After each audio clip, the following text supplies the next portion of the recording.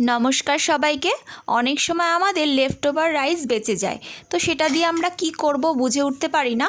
তো আজকে একটা খুব সহজ রেসিপি আপনাদের সঙ্গে শেয়ার করছি। খুবই কম ইনগ্রিডিয়েন্টসের সাথে আপনারা এটাকে বানিয়ে ফেলতে পারবেন। এর জন্য কড়াইতে প্রথমে সাদা তেল দিয়ে প্রথমে আমি একটু জিরে অ্যাড করে দিলাম। তারপর জিরেটা যখন একটু ভাজা হবে তখন এর সাথে কুচনো কাঁচা লঙ্কা আমি এখানে অ্যাড করলাম আর একটু গ্রেট করা আদা। এই তিনটেকে একসাথে ভালোভাবে একটু ভেজে নিতে হবে। তারপরে একটা বড় সাইজের টমেটো আমি আগেই কুচিয়ে রেখেছিলাম, তো সেটাকে এই স্টেজে আমি অ্যাড করে দিচ্ছি।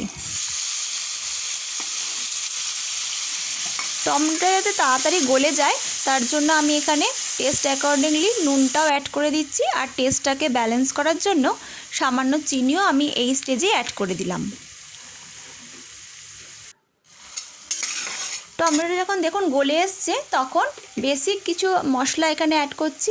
হলুদ গুঁড়ো, জিরে গুঁড়ো আর সামান্য হিং এখানে আমি অ্যাড করে দিচ্ছি। যেহেতু আমি রান্নাটা নিরামিষ করছি তাই আমি এখানে হিং অ্যাড করলাম। আর এটা হচ্ছে ডাল মাখনির মশলা। তো আপনারা যদি ডাল মাখনির মশলা না দিতে চান তাহলে এই স্টেজে আপনারা বিরিয়ানি মশলা বা ছোলে মশলা যা হোক এখানে অ্যাড করতে পারেন।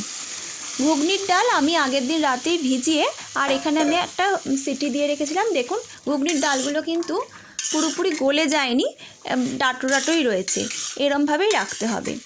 এটাকে অ্যাড করে ভালোভাবে এটাকে কষিয়ে নিতে হবে যতক্ষণ না তেল ছেড়ে যায়। এবার দেখুন আমার আগের দিনের যে ভাতটা বেঁচে ছিল সেই ভাতটা আমি এখানে অ্যাড করে দিলাম। আর এবার এই সমস্ত উপকরণগুলোকে একসঙ্গে ভালো করে ভাজা ভাজা করে নেব। জিনিসটা মোটামুটি আমার হয়ে এসছে। তো এই স্টেজে আমি ওপর থেকে 2 চামচে ঘি অ্যাড করে দিলাম। আপনারা পুরো রান্নাটাও ঘিতেও করতে পারেন, কিন্তু আমি ওপর থেকে এখানে ঘি অ্যাড করছি।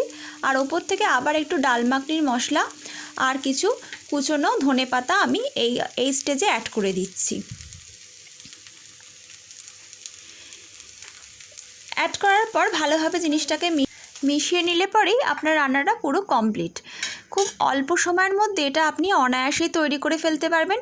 অনেক সময় আমাদের রাত্রের ভাত বেঁচে যায় এবং সেই ভাতটা কী করব বুঝে উঠতে পারি না। খুব সহজে নিরামিষভাবে এটা আপনারা বানিয়ে ফেলতে পারেন। Thank you for watching. যদি আমার ভিডিওটা ভালো লাগে তো লাইক করতে, সাবস্ক্রাইব করতে